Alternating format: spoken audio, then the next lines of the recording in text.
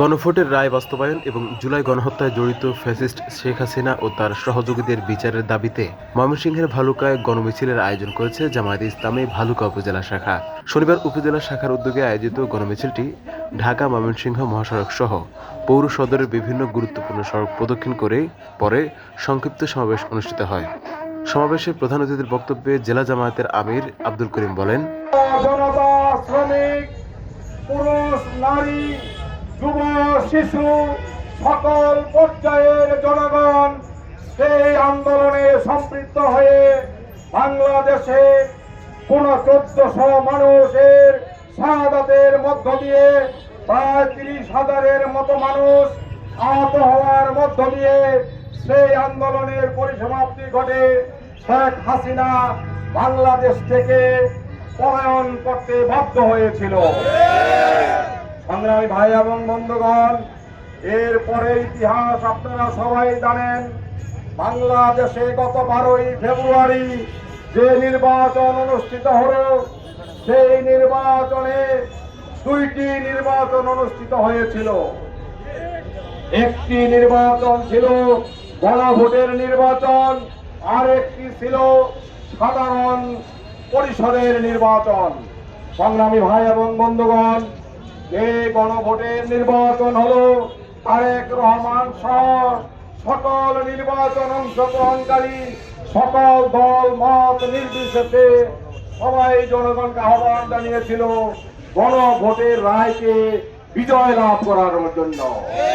সংগ্রামী ভাই এবং বন্ধুগণ, বাংলাদেশের মানুষ ওই গণভোটের রায়কে 70% ভোট দিয়ে গণভোটের রায়কে বিজয়ী করেছিল।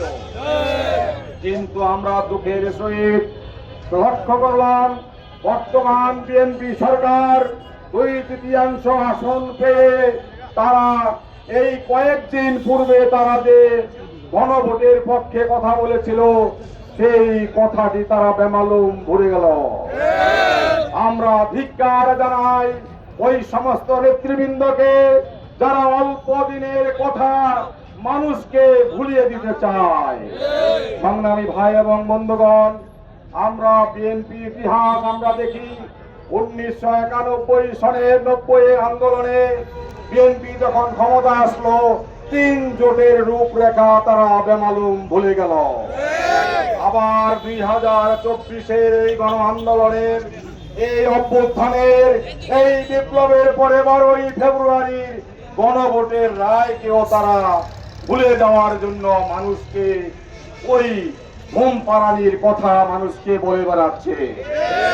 ভাই এবং বন্ধুগণ, আমরা বিএনপিকে পরিষ্কার ভাষায় বলতে চাই, যতই ঘুম পাড়ানির গান আপনারা গান কথা বলেন, এদেশের মানুষ ওই গণভোটের রায় বাস্তবায়ন করা ছাড়া কেউ ঘরে প্রবেশ করবে না। আপনারা কি গণভোটের রায় বাস্তবায়ন ছাড়া কেউ ঘরে বসে থাকবেন? আমরা বিএনপিকে বলতে চাই, ইতিহাস থেকে শিক্ষা গ্রহণ করুন।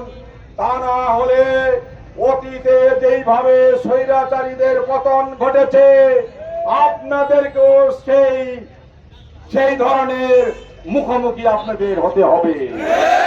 আমরা চাই না আপনারা সেই ধরনের মুখোমুখি হন, কিন্তু যদি আপনারা আপনাদের অবস্থান থেকে সরে না আসেন, জনগণের কথা যদি না বোঝেন, আমরা বারবার বলছি, আহ্বান জানাচ্ছি, সেই সংসদের শপথ গ্রহণের দিন থেকে আমাদের নেতৃবৃন্দ, আমাদের বাংলাদেশ জামাত ইসলামের আমির জামাত, মানবিক নেতা, বিরোধী দলের নেতা ডাক্তার শফিকুর রহমান সাহেব বারবার আহ্বান জানাচ্ছেন যে আপনারা গণভোটের রায় মেনে নিন।